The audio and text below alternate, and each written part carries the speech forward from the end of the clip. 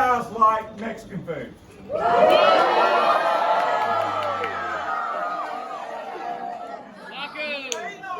may not after this story. Everybody in life needs a story to tell. Either a camp out or a party or whatever. So this is my favorite story to tell. All right, I tell this story to all of our new incoming dads and all our new incoming trailmen. First big camp out we have, I say, hey, have you heard my cheese dip story? Now I'm fixing to let all you guys hear my cheese dip story. This is an actually true story. It did happen, okay? All these guys up here have heard this story a number of times, okay? So they're going to help me. I'm going to narrate it. They're going to help me act it out, all right? So let me preface this first of all. So I was 15 years old, and I worked in a Mexican restaurant, and my job was to fry all the chips and make all the cheese dip, okay? And so now I only know how to make the cheese dip in about 35-gallon increments, okay? Because we made a lot of cheese dip, okay? So about a week or so prior to that, I had cut my finger in the kitchen, working in the kitchen back there. And my boss just told me, mind you, I'm 15 years old still, okay? First job, don't want to do nothing to get fired. So my boss just says, put a Band-Aid on it. Yes, sir. So I put a Band-Aid on it. All right? I come in the next day. My job is to make the cheese dip, okay? So playing the part of young me is Jacob. All right? Playing the part of my boss is Jake. And playing the part of the cook in the kitchen is Julian. All right, so now mind you, we made the cheese dip in, like I said, about 35-gallon increments. So what we would do is we'd take all the cheese dip and we'd shred it all up and we'd stick it in this big tote. And then the way we mixed it was we just reached down in there and just stirred it. No gloves, just barehanded.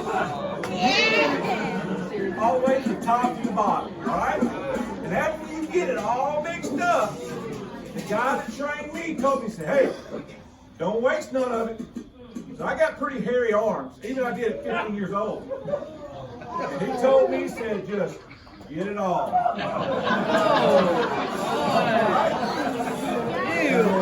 Really, make sure you don't waste it. So after I did that last little pull on my arm, I looked at my finger.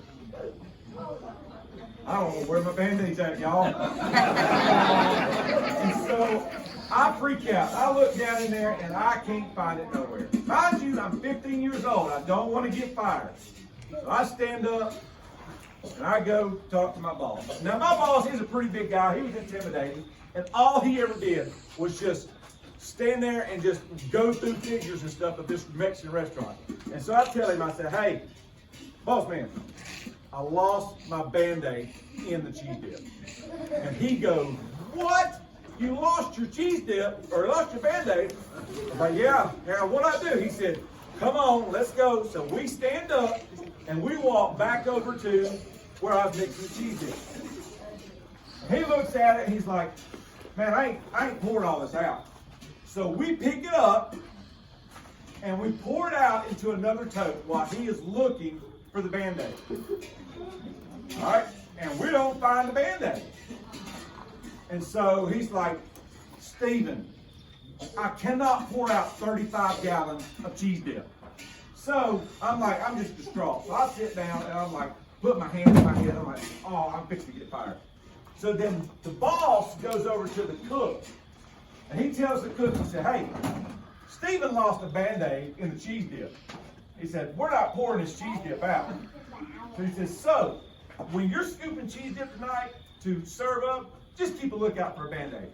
And he goes, sure thing, boss man. And the boss man just goes and sits back down. And that was it. I was like, what? And so at that point, it was time for me to get off work. So I got off work. You know, I was like, oh, I just left. So I have no idea whether or not that Band-Aid was ever found or not. All right? But the moral of the story is, next time you go to a Mexican restaurant and you order up the cheese dip, you better be on the lookout for that rogue Band-Aid.